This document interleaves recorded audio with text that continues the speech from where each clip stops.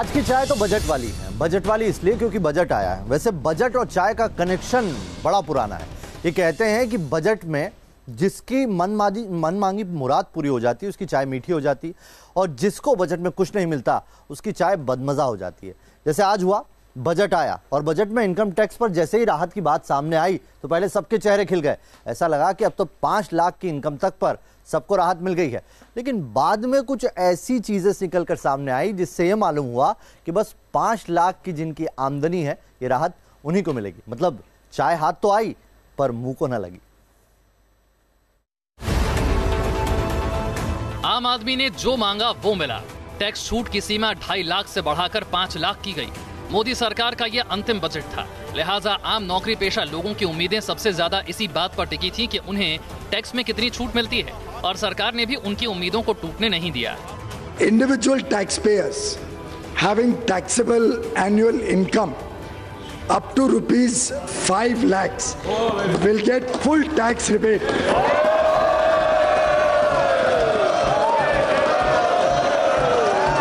And therefore will not be required to pay any tax. As a result, even persons having gross income up to ₹6.5 lakhs may not be required to pay any income tax if they make investments in provident funds, specified savings, insurance, etc. 6.5 lakh तक जब आप ये investment करते हो तो 6.5 लाख तक भी कोई टैक्स नहीं आएगा अगर आप इन्वेस्टमेंट करते हो स्पेसिफाइड सेविंग्स में। अगर इस ऐलान को आसान भाषा में समझें तो लबोलुआब ये हुआ कि अगर आपकी सालाना इनकम 5 लाख रुपए है तो पहले करीब 13,000 टैक्स लगता था, मगर अब कोई टैक्स नहीं लगेगा। यानी 5 लाख तक की आय वाले लोगों को कुल 13,000 रुपए का फायदा होगा, जबकि 5 लाख से ऊपर की सैलरी वालों के टैक्स स्लैब में कोई बदलाव नहीं किया गया है। 5 लाख रुपए तक की सीमा करी गई, उससे एक बहुत बड़ा राहत जो है मध्यम वर्ग परिवार को होगा। और डेफिनेटली इससे ऐसा नहीं कि टैक्स में कोई कमी आएगी, टैक्स और बढ़ेगा, लेकिन लोगों को अपना एक जीवन यापन करने के लिए एक बहुत अच्छी सुविधा जो है गवर्नमेंट ने दी है। मैं समझता हूँ कि इससे रोजानमुखी जो है व्यवसाय बहुत बढ़ेंगे और लोगों को जो है रोजगार मिलेगा। साथ में नए उद्योगों को लाने के लिए जो सरकार की मेक इन इंडिया और स्टैंड अप इंडिया की योजना है उसमें निश्चित तौर से इसको फायदा मिलने वाला है। मेरे ख्याल से तो जो बजट आया है वो उसमें इंपोर्ट एक्सपोर्ट के लिए भी बहुत ही लाभदायक है। और दूसरा जो है सबसे बड़ी बात ये हुई है कि जो मध्यम वर्गीय के लिए 2.5 लाख से 5 लाख तक का उन्होंने जो इम्प्लीमेंट किया है वो बहुत ही अच्छा है। बजट में सैलरी क्लास को सिर्फ टैक्स में ही छूट नहीं मिली। आम लोगों के कुल फायदे की बात करें तो 5 लाख तक की आमदनी टैक्स फ्री हुई। बैंक और पोस्ट ऑफिस डिपॉजिट के ब्याज दर पर 40,000 की छूट मिली। 2,40,000 रुपए तक किराया मिलने पर कोई टैक्स नहीं लगेगा। 3 करोड़ टैक्स पेयर्स और स्मॉल ट्रेडर्स को इससे फायदा होगा। साथ ही पेंशन होल्डर सीनियर सिटीजन्स को भी राहत मिलेगी। न्यू पेंशन स्कीम को और लिबरलाइज किया गया है। कर्मचारियों के हिस्से को 10% रखते हुए हमने सरकार के योगदान को 4% बढ़ाकर 14 कर दिया है। 14% सरकारी योगदान। ग्रेच्युटी के भुगतान की सीमा को 10 लाख से बढ़ाकर 20 लाख रुपए कर दिया। साफ है कि सरकार ने अपने अंतरिम बजट में लोअर मिडिल क्लास के बोझ को कम करने की कोशिश की है। इसके अलावा सरकार के फैसलों से छोटे निवेशकों को भी फायदा पहुंचेगा। Team news nation. चाय गरम में हम आपको जायकेदार खबरें तो दिखाते हैं, लेकिन उससे पहले एक दिलचस्प खबर दिखाते हैं। खबर राजस्थान से आई है। दरअसल नई नवेली गहलोत सरकार ने जो बेरोजगार युवा हैं उन्हें 3,000 रुपए मासिक भत्ता देने का ऐलान कर दिया। लेकिन यह भत्ता लड़कियों को 3,500 मिलेगा। यानी कि जब आप नौकरी पा जाएंगे तो सैलरी हाथ में होगी, और नौकरी नहीं पाएंगे तो चाय पानी का इंतजाम तो हो ही जाएगा। वैसे 3,000 में आप ये नहीं कह सकते कि किसी का घर चलेगा, लेकिन हाँ, ये 3,000 बहुत मायने रखते हैं। लेकिन एक शिकायत है गहलोत सरकार से कि लड़कियों और लड़कियों में 500 का डिफरेंस क्यों है। जब लड़कों को 3,000 है तो लड़कियों को 3,500 क्यों? खर्च तो दोनों को ही अपने दोस्तों पर करने हैं।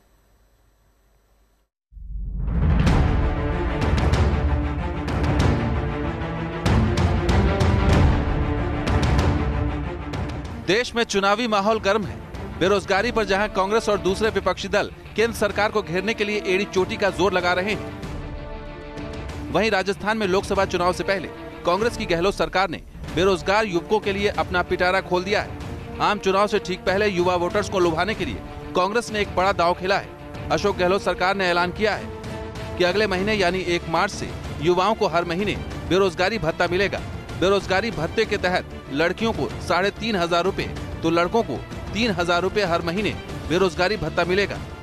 जो अपने मैनिफेस्टो में वादा किया था राहुल गांधी जी ने, 3,500 रुपए, पहले 600 रुपए मिलते थे, 3,500 रुपए 600 रुपए की बजाय 2 साल तक वो स्कीम भी मैंने शुरू करी थी। सरकार की इस नई स्कीम से जहां कई युवाओं में खुशी है, तो वहीं कुछ सरकार से पूछ रहे हैं कि भाई भत्ते से काम नहीं चलेगा, हमें रोजगार चाहिए। राजस्थान में सीएम गहलोत ने एक ऐतिहासिक फैसला लिया है। अपने चुनावी वादे के अनुसार बेरोजगार युवक और युवतियों को पेंशन देने की घोषणा की है। ये भत्ता मिलेगा 1 मार्च से। मेरे साथ तमाम वो बेरोजगार युवक जुड़े हुए हैं जो लंबे समय से अपनी आवाज़ बुलंद कर रहे थे। वो तमाम ग्रामीण क्षेत्र से जो लोग आते हैं जिनकी आर्थिक स्थिति कमजोर होती है, वो लगातार कोचिंग करते हैं, तैयारी करते हैं, कमरा लेकर किराए पर रहते हैं, उनको बहुत बड़ा लाभ होगा क्योंकि वो उनको बड़ा सहयोग मिलेगा। सरकार से एक विनती भी करना चाहता हूँ कि जैसे कि सरकार ने हमारे घावों पे मरहम तो लगा दिया, इसका इलाज और कर दे और थोड़ा जैसे हम बेरोजगार रोजगार और प्रदान करें, रोजगारों का अवसर प्रदान करें, जिससे हमको बहुत राहत होगी। बहरहाल कांग्रेस अपनी पीठ ठोक रही है। पार्टी के नेता कह रहे हैं कि हमारी सरकार ने घोषणा पत्र का वायदा पूरा कर दिया। बेरोजगारी भत्ता देने की बात हमने जन घोषणा पत्र में शामिल की थी चुनाव से पहले। जन घोषणा पत्र को हमने सरकारी दस्तावेज बना दिया। मुख्यमंत्री अशोक गहलोत जी और पीसीसी प्रेसिडेंट सचिन पायलट जी दोनों उस कैबिनेट की मीटिंग में बैठे और फर्स्ट में ही सरकारी दस्तावेज उनको बना दिया।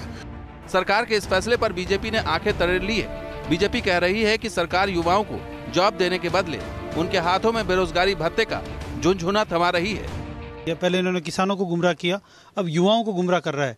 और जिस प्रकार का इन्होंने जो कल सर्कुलर निकाला है उसमें कई तरह के राइडर्स लगाए हैं। कई इनकम का राइडर्स लगाया है, तो कई इन्होंने स्नातक का राइडर्स लगाया, कहीं और लगाया। राजस्थान के 1 करोड़ से ज़्यादा नौजवान जो है वो बेरोजगार है। इस तरह के राइडर्स का हम पुरजोर विरोध करते हैं और 1 तारीख का इंतजार कर रहे हैं कि 1 तारीख के बाद इनकी क्या रूपरेखा रहती है, अन्यथा इसका हम सड़कों पर विरोध करेंगे। सियासी वार पलटवार अपनी जगह है, लेकिन सबसे बड़ा सवाल है कि कांग्रेस ने युवा मतदाताओं को अपने पाले में लाने के लिए जो कदम उठाया है उसका कितना फायदा उसे चुनाव में मिलेगा। जयपुर से लाल सिंह फौजदार के साथ टीम न्यूज नेशन। वैसे राजस्थान मध्य प्रदेश में मैनिफेस्टो में जो वादे किए हैं कांग्रेस ने, उसे जल्द से जल्द पूरा करने की कवायद इसलिए भी की जा रही है ताकि लोकसभा चुनाव में उसका माइलेज लिया जा सके। वैसे राहुल गांधी कड़क चाय की तरह कड़क बयान भी बहुत देते हैं और बार बार वो मोदी सरकार को कटघरे में भी खड़ा करते हैं। आज बजट आया और इस बजट पर जब न्यूज नेशन ने राहुल गांधी से सीधा सवाल किया तो एक बार फिर से उनकी वही कड़क और करारी बात सामने आई है। आप खुद सुनिए। राहुल जी, मोहित दुबे हूँ न्यूज नेशन से। सर, मेरा सवाल ये है कि किसानों को लेकर आपने छत्तीसगढ़ में न्यूनतम आय की बात की थी, उसके बाद आपने जैसे कहा कि 500 रुपये महीने देने की बात मोदी सरकार ने की है और 2 महीने के भीतर 2,000 रुपये जो है किसानों के खाते में चला जाएगा। आपने कहा कि अपमान किया है किसानों का मोदी सरकार ने, तो क्या माना जाए कि लोकसभा चुनाव में एक बड़ा मुद्दा आप लोगों का होगा और आप जाके लोगों को बताएंगे कि नहीं, किसानों की इंसल्ट हुई है, ये कोई योजना नहीं है? आप 3.5 लाख करोड़ रुपए 15 लोगों का कर्जा माफ कर सकते हो और किसान को आप 17 रुपए देते हो, दिन के 17 रुपए। अपमान नहीं है तो क्या है? तो बिल्कुल चुनाव किसान के मुद्दे पर, रोजगार के मुद्दे पर और इंस्टीट्यूशनल जो आक्रमण हो रहा है, इन 3 मुद्दों पर चुनाव होगा। और आखिरी बात और जो बहुत जरूरी बात है, प्रधानमंत्री जी के भ्रष्टाचार, राफेल मामले पे चुनाव होगा। तो राहुल गांधी के बयान से आपने ये तो देख लिया कि इस बार लोकसभा चुनाव में कड़ी टक्कर की तैयारी चल रही है। वैसे एक बार फिर राजस्थान आपको लिए चलते हैं। राजस्थान में कांग्रेस ने विधानसभा चुनाव तो जीत लिया, लेकिन अब एक नई परेशानी सामने खड़ी हुई। आपने सुना होगा, अगर ठंड में गर्म चाय का प्याला किसी के हाथ में आ जाए तो कौन भला छोड़ना चाहेगा, और कुछ ऐसा ही राजस्थान में कांग्रेस की परेशानी भी है। दरअसल कांग्रेस ने वहां पर जितने भी अपने कैंडिडेट विधानसभा चुनाव में खड़े किए थे, उनमें से कई हैं जो विधायक और मंत्री बन चुके हैं। अब लोकसभा चुनाव में अगर कांग्रेस उनको दावेदार के तौर पर पेश करना चाहती है तो वो तैयार नहीं है, क्योंकि एक बार जो जीत गया है वो फिर से चुनाव में जाना नहीं चाहता। लेकिन कांग्रेस है जो इस बात को अभी भी नकार रही है। राजस्थान में वसुंधरा सरकार को सत्ता के सिंहासन से हटाने के कुछ ही दिनों बाद कांग्रेस के लिए रामगढ़ विधानसभा का उपचुनाव भी खुशी का मौका लेकर आया। कांग्रेस के नेता उपचुनाव की जीत पर सरकार के किए गए कामों का दम भर रहे हैं। खुद मुख्यमंत्री अशोक गहलोत का मानना है कि जनता उनके कामों पर मुहर लगा रही है, जो लोकसभा चुनाव में भी बदस्तूर जारी रहेगा। बाई इलेक्शन एक मैसेज देता है, क्योंकि सरकार बनने के बाद में चुनाव होता है। तो मुझे बहुत खुशी है और मैं तमाम कार्यकर्ताओं को भी बहुत धन्यवाद कि उन्होंने खूब मेहनत करी। आपको 12,000 से अधिक वोट जीतना रामगढ़ से ये मायने रखता है और ये लोकसभा चुनाव में हमारी तैयारी और बल देगा। हमारे कार्यकर्ताओं का उत्साह वर्धन होगा पूरे प्रदेश के अंदर और हम मिशन 25 की तरफ बढ़ेंगे आगे।